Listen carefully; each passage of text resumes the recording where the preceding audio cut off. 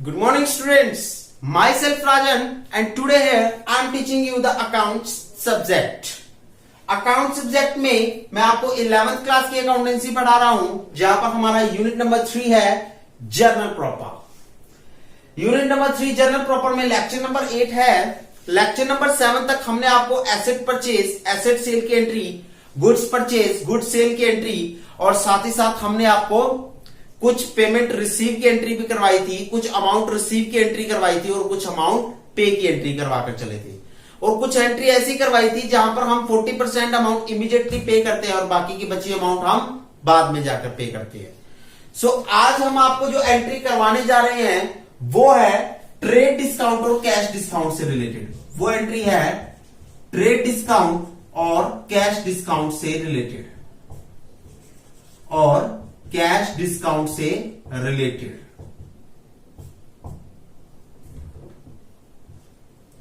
Sure guys, देखिए trade discount और cash discount से रिलेटेड। सबसे पहले तो ट्रेड डिस्काउंट क्या होता है इसके बारे में आपको पता होना चाहिए। ट्रेड डिस्काउंट क्या होता है और कैश डिस्काउंट क्या होता है इसके बारे में भी पता होना चाहिए। देखिए ट्रेड डिस्काउंट क्या होता है, कहता है that discount which charge on the cost of the asset. Cost of asset. Sure जी, ट्रेड डिस्काउंट वो है जो एसेट की कॉस्ट पर चार्ज किया जाता है, जो एसेट की इनवॉइस वैल्यू पर चार्ज किया जाता है। दैट इज इनवॉइस वैल्यू पर चार्ज किया जाता है। ये कहां चार्ज किया जाता है? इनवॉइस वैल्यू पर चार्ज किया जाता है। श्योर जी। और कैश डिस्काउंट होता है that discount which charge on the amount which arise after deduction trade discount, after deducting trade discount.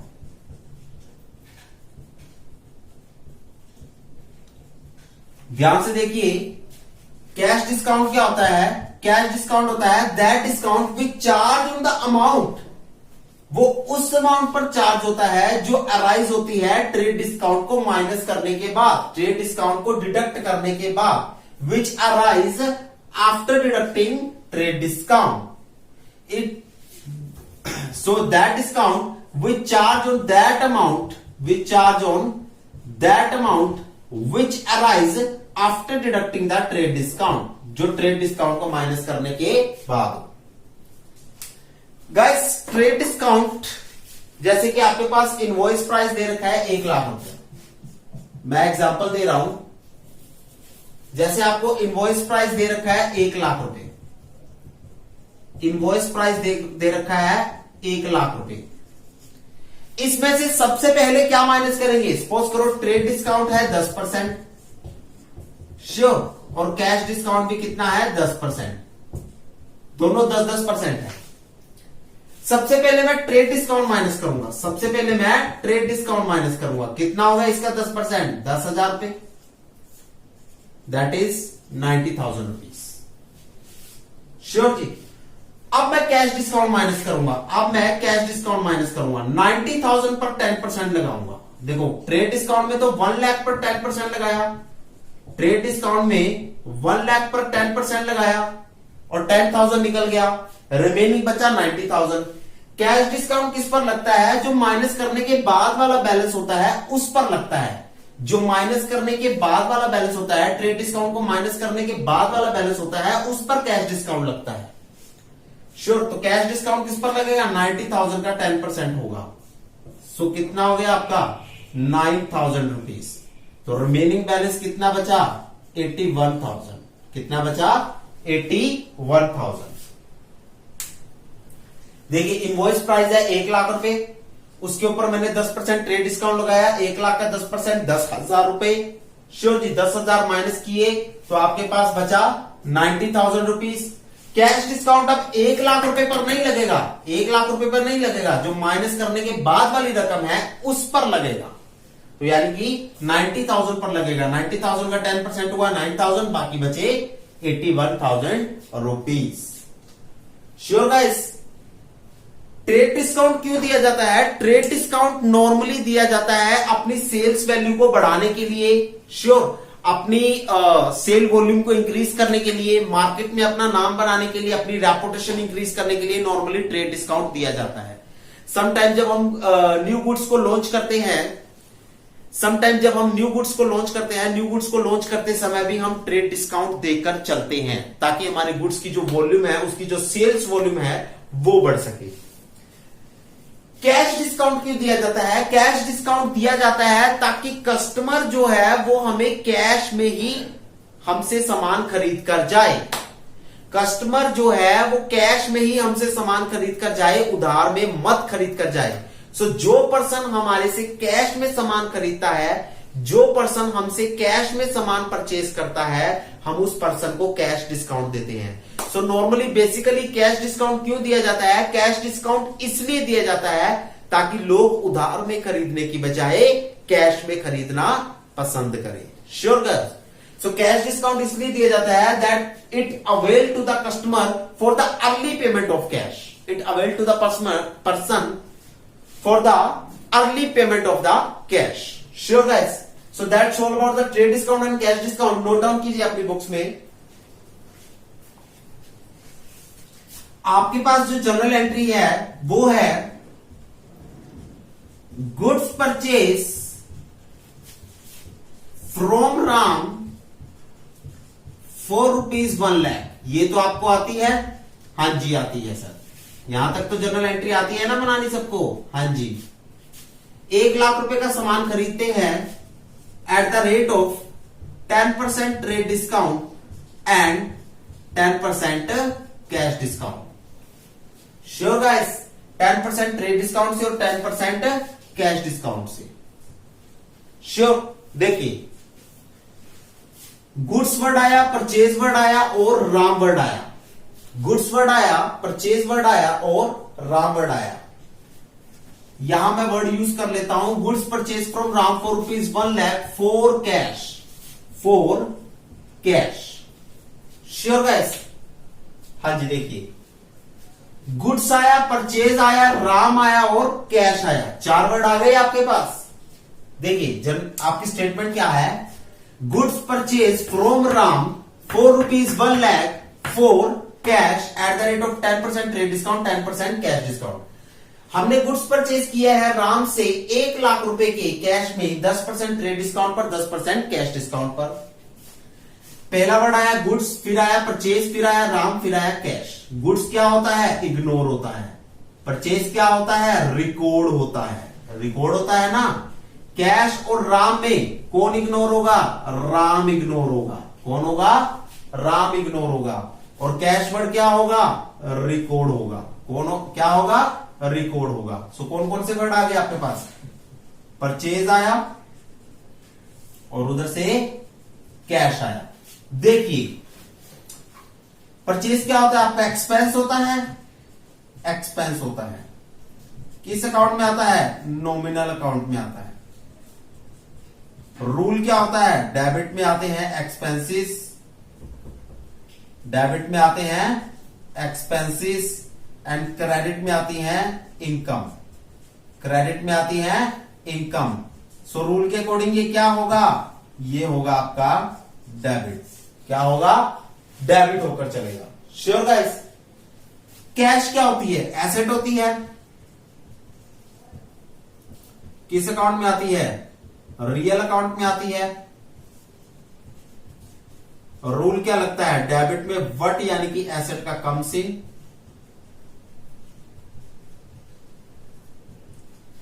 And credit में वट यानी कि एसेट का गोज आउट। एसेट का गोज आउट। सो यहां क्या लगेगा? देखिए, जब आप गुड्स परचेज कर रहे हो तो कैश पे करोगे ना। गुड्स परचेज कर रहे हो तो कैश को पे करोगे। तो यहां क्या हो जाएगा? कैश पे होगा। श्योर, पे होने की वजह से क्या होगा, गोज आउट होगा, तो ये क्या होगा, क्रेडिट होकर चलेगा, ये क्या होगा, क्रेडिट होकर चलेगा। अब नेक्स्ट हम देखिए, आप 1 लाख रुपए का सामान था, वर्किंग नोट देखिए इसका, 1 लाख रुपए का था कॉस्ट प्राइस, क्या था, cost price. Trade discount minus कीजिए 10%, ट्रेड डिस्काउंट कितना हुआ, 10,000 हो गया, बाकी कितना बचा, 90,000। श्योर जी, ये 1 लाख का 10% हुआ 10,000 रुपए, बाकी कितना बचा, 90,000 बचा। अब इसमें से कैश डिस्काउंट को माइनस कीजिए, कैश डिस्काउंट को माइनस किया, कैश डिस्काउंट हो गया 9,000, किसका, 90,000 का 10% किया था, 9,000 रुपीज हो गया, बाकी कितना बच गया, बाकी बच गया 81,000 रुपीज। तो 1 लाख रुपए की चीज थी, जब आपने परचेज की, उसमें 10% ट्रेड डिस्काउंट दिया, तो 10,000 वैसे ही कम हो गए ट्रेड डिस्काउंट की वजह से, तो वो कितने का बचा, 90,000 का बचा। एक्चुअल में वो कितने का बचा, 90,000 का बचा। श्योर, अगर आप उधार में लेकर जाते तो वो 90,000 का मिलता, लेकिन आप तो कैश में लेकर गए, आपने कैश पे किया, तो आपको कैश डिस्काउंट भी मिला, तो वो 9,000 और कम हो गई कैश पेमेंट की वजह से। श्योर, सो आपको वो पड़ा कितने का, 81,000 का। श्योर, अब आपने कैश पे कितना किया, आपने कैश कितना पे किया, 81,000 किया। देखिए, ध्यान से देखिए, कॉस्ट प्राइस कितना था, 1 लाख रुपए का था, ट्रेड डिस्काउंट कितना माइनस होता है, 10,000 रुपए, जो हर एक कस्टमर के लिए बना हुआ है। सो एक्चुअल में उसकी कीमत हुई 90,000 रुपीज, 10,000 माइनस होने के बाद। अगर मैं उधार में लेकर जाता हूं तो 90,000 का पड़ेगा, अगर मैं कैश में लेकर जाता हूं तो कैश डिस्काउंट माइनस होकर 81,000 का पड़ेगा। श्योर गाइस, सो एक्चुअल में वो परचेज कितने की हुई, 90,000 की हुई, कैश डिस्काउंट में कितने जाएंगे, 9,000 रुपीज जाएंगे, कैश कितना पे होगा, 81,000 होगा। सो आपकी जर्नल एंट्री देखिए, कैश डिस्काउंट भी आकर चलेगा। अब आपकी जर्नल एंट्री में कैश डिस्काउंट भी आकर चलेगा। सो आपकी जर्नल एंट्री कुछ इस तरह से होगी, purchase account debit to cash account to cash discount account. यहां कैश डिस्काउंट नहीं लिखोगे आप वर्ड यूज करोगे डिस्काउंट रिसीव अकाउंट। देखिए, जब आप परचेज कर रहे थे तो आपको डिस्काउंट मिला था ना, या आपको डिस्काउंट रिसीव हुआ था ना, तो जो डिस्काउंट रिसीव होता है वो हमारा बेनिफिट होता है। बेनिफिट होने की वजह से नॉमिनल अकाउंट में आएगा। रूल क्या होता है, debit what comes in, credit what goes, sorry, debit all expenses and credit all income. So rule के अकॉर्डिंग ये इनकम होगा, श्योर क्रेडिट में आएगा। लेकिन सर अगर हमें याद ना रहे कि ट्रेड डिस्काउंट कैश डिस्काउंट कहां लगाना है कहां नहीं लगाना, हमें थोड़ा सा एक इजी मेथड बताइए। ट्रेड डिस्काउंट तो कहीं नहीं लगेगा, ट्रेड डिस्काउंट तो कहीं भी नहीं लगेगा, क्योंकि ये हर एक कस्टमर को मिल रहा है, ये किसी स्पेसिफाइड कस्टमर को नहीं मिल रहा है, ये हर एक कस्टमर को मिल रहा है। लेकिन कैश डिस्काउंट लिखा जाएगा, कैश डिस्काउंट लिखा जाएगा। ट्रेड डिस्काउंट जर्नल एंट्री में नहीं लिखा जाता क्योंकि ये हर एक पर्सन को मिलता है। कैश डिस्काउंट जर्नल एंट्री में लिखा जाता है क्योंकि ये उन लोगों को मिलता है जो कैश में पेमेंट करके चलते हैं। श्योर, पहली बात। दूसरी बात क्या है कि अगर आप कैश को क्रेडिट में लिख रहे हो या बैंक को क्रेडिट में लिख रहे हो तो क्रेडिट में ही डिस्काउंट आएगा। श्योर, अगर आप कैश को डेबिट में लिख रहे हो, बैंक को डेबिट में लिख रहे हो, तो डिस्काउंट कॉलम भी डेबिट में आएगा। देखिए यहां पर देखिए, अगर मैं कैश को क्रेडिट में लिख रहा हूं या फिर बैंक को क्रेडिट में लिख रहा हूं जर्नल एंट्री में, तो डिस्काउंट भी क्या होगा, क्रेडिट होगा। और क्रेडिट में होने की वजह से ये डिस्काउंट रिसीव बन जाता है। क्रेडिट में होने की वजह से डिस्काउंट रिसीव बन जाता है। श्योर गाइस, क्या बन जाता है, डिस्काउंट रिसीव बन जाता है। दूसरा, अगर मैं कैश को डेबिट में लिखूंगा और बैंक को डेबिट में लिखूंगा तो डिस्काउंट भी कहां आएगा, डिस्काउंट भी डेबिट में आएगा। कैश को डेबिट में लिखूंगा या बैंक को डेबिट में लिखूंगा तो डिस्काउंट भी डेबिट होगा, डिस्काउंट भी डेबिट होगा। और डेबिट में होने की वजह से ये डिस्काउंट पेड बन जाता है। डेबिट में होने की वजह से डिस्काउंट पेड बन जाता है। सर ये किस डिस्काउंट की बात कर रहा हूं मैं? Discount receive, discount paid. मैं कैश डिस्काउंट की बात कर रहा हूं। मैं कैश डिस्काउंट की बात कर रहा हूं। Sure guys? ओके जी। ट्रेड डिस्काउंट हमारी जनरल एंट्री में रिकॉर्ड नहीं होता। हमारी जनरल एंट्री में रिकॉर्ड कैश डिस्काउंट होता है। और कैश डिस्काउंट कौन सा होता है? ये वाला होता है। सर ये कैसे लगाया जाता है? आपने रूल तो बता दिया था हमें, लेकिन एक इजी टर्म बताइए। देखिए कैश डेबिट हो रहा है या बैंक डेबिट हो रहा है तो डिस्काउंट, सॉरी कैश क्रेडिट हो रहा है, बैंक क्रेडिट हो रहा है तो डिस्काउंट भी क्रेडिट होगा। क्रेडिट होकर वो डिस्काउंट रिसीव के नाम से आएगा। कैश डेबिट हो रहा है, बैंक भी डेबिट हो रहा है तो डिस्काउंट डेबिट होगा। डेबिट होकर वो डिस्काउंट पेड के नाम से आएगा। कैश क्रेडिट हो रहा है, बैंक क्रेडिट हो रहा है, क्रेडिट होने की वजह से वो डिस्काउंट रिसीव के नाम से आएगा। डिस्काउंट भी क्रेडिट होगा। श्योर? कैश डेबिट हो रहा है, बैंक डेबिट हो रहा है तो डिस्काउंट भी डेबिट होगा। डेबिट होने की वजह से वो डिस्काउंट पेड के नाम से आएगा। श्योर? बस वही बात की मैंने। कैश क्रेडिट हो रहा था तो डिस्काउंट को भी क्रेडिट कर दिया और डिस्काउंट रिसीव के नाम से लिख दिया। परचेज में कितने आएंगे? ये एक्चुअल परचेज में परचेज अमाउंट लिखी जाएगी। कितने? 90,000। एक्चुअल परचेज में परचेज अमाउंट लिखी जाएगी 90,000। एक्चुअल परचेज ही यहां लिखी जाएगी 90,000। कैश डिस्काउंट में लिखा जाएगा 9,000 और कैश पे में लिखा जाएगा 81,000। चलिए सर, श्योर? एक्चुअल परचेज कहां लिखी जाएगी? परचेज कॉलम में। कैश डिस्काउंट कहां लिखा जाएगा? डिस्काउंट वाले कॉलम में। कैश पे कहां लिखा जाएगा? कैश वाले कॉलम में। एक्चुअल परचेज कहां लिखी जाएगी? परचेज वाले कॉलम में। कैश डिस्काउंट कहां लिखा जाएगा? डिस्काउंट वाले कॉलम में। कैश पे कहां लिखा जाएगा? कैश वाले कॉलम में। डन? ट्रेड डिस्काउंट शो नहीं होता, कैश डिस्काउंट शो होता है। मैं बार बार बोल रहा हूं, और ये कैश डिस्काउंट ही होता है। श्योर? अगर हमारा कैश डेबिट हो रहा है, बैंक डेबिट हो रहा है तो डिस्काउंट भी डेबिट होगा, और डेबिट होने की वजह से वो डिस्काउंट पेड के नाम से आएगा। अगर कैश क्रेडिट हो रहा है, बैंक क्रेडिट हो रहा है तो डिस्काउंट भी क्रेडिट होगा। क्रेडिट होने की वजह से वो डिस्काउंट रिसीव के नाम से आएगा। सो that's all about your journal entry. आप इसे नोट डाउन कर सकते हैं, लीजिए। सो गाइस, नेक्स्ट जो आपकी जर्नल एंट्री है वो है, लिखा जाता है sold goods to Ram ₹4 lakh at the rate of 5% trade discount, 5% cash discount. ध्यान से देखिए। श्योर जी? यहां लिखा हुआ है सोल्ड गुड्स टू राम, तो कौन कौन से वर्ड लिखे हैं? सोल्ड लिखा है, गुड्स लिखा है, राम। यहां पर क्या हमें कैश वर्ड लिखा हुआ है? क्या कैश वर्ड लिखा हुआ है स्टेटमेंट में? सर कैश वर्ड नहीं लिखा हुआ स्टेटमेंट में। जब कैश वर्ड नहीं लिखा हुआ तो कैश डिस्काउंट नहीं मिलेगा। जब कैश वर्ड नहीं लिखा हुआ तो कैश डिस्काउंट नहीं मिलेगा। कैश डिस्काउंट नहीं मिलेगा। श्योर? उस केस में क्या होगा? सोल्ड और गुड्स में से सोल्ड रिकॉर्ड होगा, गुड्स रिकॉर्ड नहीं होगा। गुड्स क्या होगा? रिकॉर्ड नहीं होगा।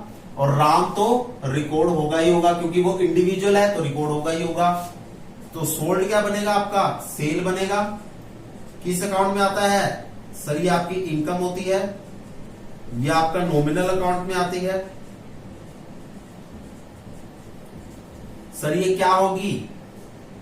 इसका रूल बनता है, डेबिट में आते हैं expenses, all expenses, and credit में आती हैं ऑल इनकम।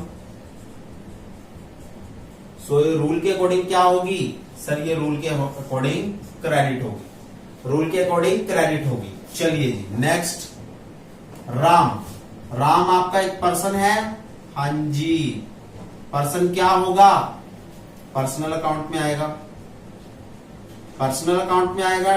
रूल बनता है debit the receiver and credit the giver. Ram को सेल कर रहे हैं, राम को सेल कर रहे हैं तो राम कौन हो गया? खरीदने वाला हो गया, रिसीवर हो गया, तो ये क्या हो जाएगा, रूल के अकॉर्डिंग डेबिट हो जाएगा। डेबिट हो जाएगा, हाँ जी। वर्किंग नोट में देखिए अमाउंट क्या लिखी जाएगी, देखिए कॉस्ट प्राइस कितना था, 2 लाख रुपए। ट्रेड डिस्काउंट कितना है, 5%, जो हर किसी को मिलेगा, मतलब 10,000 रुपए ट्रेड डिस्काउंट है। ये है 2 लाख का 5%। तो आपकी कितनी बची, बैलेंस कितना बचा, देखिए 2 लाख कॉस्ट प्राइस था, ट्रेड डिस्काउंट है 2 लाख का 5%, 10,000 रुपए, जो कि हमने माइनस कर दिया। श्योर जी, बैलेंस बचा 1,90,000 रुपीज। ये है आपकी एक्चुअल सेल, जो आपकी सेल में रिकॉर्ड होगी। ये आपकी एक्चुअल सेल है ना। कैश डिस्काउंट तो हम देंगे ही नहीं, क्योंकि कैश वर्ड ही नहीं लिखा हुआ, तो कैश डिस्काउंट नहीं देंगे। सो देखिए आपकी एक्चुअल सेल ये है, हाँ जी सर। सो एंट्री क्या होगी आपकी, सेल क्रेडिट है और राम डेबिट है। चलिए जी, कैश डिस्काउंट तो आएगा ही नहीं इस कॉलम में, क्योंकि कैश वर्ड लिखा नहीं हुआ, बार बार मैं कह रहा हूं। चलिए जी, आपकी एंट्री हो गई Ram's account debit to sales account. Sale में कौन सी वैल्यू लिखी जाती है, ये वाली है, ये वाली, ये वाली एक्चुअल सेल वाली, हाँ जी, 1,90,000 वही राम में लिखी जाएगी, 1,90,000, क्योंकि एक्चुअल में तो 1,90,000 की पड़ रही है, डिस्काउंट लगाने के बाद तो वो 1,90,000 की पड़ी ना। श्योर ना, एक्चुअल में तो वो आपको 1,90,000 की पड़ी ना, तो वही रिकॉर्ड करोगे ना आप। श्योर, बाद में इसके बाद क्या डिस्काउंट मिलता है वो एक अलग मैटर है। एक्चुअल में तो वो आपको ट्रेड डिस्काउंट के बाद 1,90,000 की पड़ी ना। श्योर, आपने तो 1,90,000 के अकॉर्डिंग ही वो खरीदी ना, इस वजह से ये एक्चुअल सेल में रिकॉर्ड की जाती है और एक्चुअल परचेज ही परचेज में रिकॉर्ड की जाती है। सो ये जर्नल एंट्री है, आप नोट डाउन कर सकते हैं।